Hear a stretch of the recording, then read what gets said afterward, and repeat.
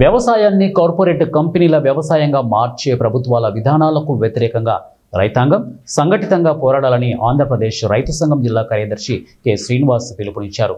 శుక్రవారం నాగులపల్లిలోని కూరగాయల రైతు ఉత్పత్తిదారుల కంపెనీ షెడ్లో ఆంధ్రప్రదేశ్ రైతు సంఘం మండల మహాసభను ఆ సంఘం మండల అధ్యక్షులు బోయపాటి సత్యనారాయణ అధ్యక్షతన నిర్వహించారు.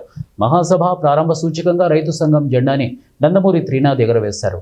రైతు ఉద్యమ నేత అమరజీవి రుద్రరాజు సత్యనారాయణ రాజు ప్రథమ వర్ధంతి సందర్భంగా ఆయన చిత్రపటానికి పూలమాలలు వేసి ఘన నివాళులు అర్పించారు. రైతాంగ సమస్యలు చర్చించి పలు తీర్మానాలు ఆమోదించారు.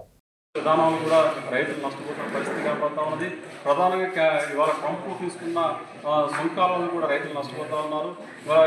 పత్తి మీద దిగుమతి సుంకాన్ని కూడా రాష్ట్ర ప్రభుత్వం కేంద్ర ప్రభుత్వం ఎత్తేసింది. దీనివల్ల కూడా రైతులు నష్టపోయే పరిస్థితి ఉన్నది. కాబట్టి సుంకాల వల్ల నష్టపోతున్న పరిస్థితి కూడా ఉన్నది. దాన్ని కూడా పరిష్కారం చేయాలి, రైతాంగం ఆదుకోవాలని కూడా సందర్భంగా కోరుతా ఉన్నాం. ప్రధానంగా సన్నచిన్న రైతులు, కౌలు రైతులు, పేద రైతులు, మధ్యతరగతి రైతులు అనేక ఇబ్బందులు పడుతూ ఉన్నారు. వాటి సమస్య పరిష్కారం చేయాలి. అలాగే ఇవాళ రైతులందరూ కూడా మాకు మద్దతు ధరలు గ్యారెంటీ చట్టం తీసుకోవాలని చెప్పేసి కోరుతా ఉన్నారు. కానీ మద్దతు ధరలు గ్యారెంటీ చట్టం తీసుకోవడం లేదు. మద్దతు ధరలు గ్యారెంటీ చట్టాలు తీసుకోవాలని చెప్పేసి కోరుతా ఉన్నాం. రైతుల యొక్క రుణాలని మాఫీ చేయాలని చెప్పేసి కోరుతా ఉన్నాం. అట్లాగే సాగునీరు ఇట్లాంటి సమస్యలు కూడా పరిష్కారం చేయాలని చెప్పేసి కూడా విజ్ఞప్తి చేస్తూ ఉన్నాం.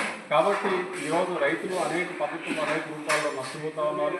కాబట్టి రైతుల యొక్క సమస్యలు పరిష్కారం చేసి రైతు వ్యవసాయ రంగాన్ని, రైతాంగాన్ని రక్షించాలని, కాపాడాలని చెప్పేసి విజ్ఞప్తి చేస్తా ఉన్నాం. భవిష్యత్తులో ఈ ప్రాంతంలో రైతాంగ సమస్య మీద అనేక ఆందోళన, పోరాట కార్యక్రమాలు నిర్వహించాలని చెప్పేసి ఈ మహాసభ నిర్ణయించింది. కాబట్టి ఆ రకంగా రైతులందరూ కూడా ఈ రైతు సంఘం నిర్వహిస్తున్న కార్యక్రమాల్లో భాగస్వాములు కావాలని చెప్పేసి సందర్భంగా అందరికీ కూడా విజ్ఞప్తి చేస్తా ఉన్నాం.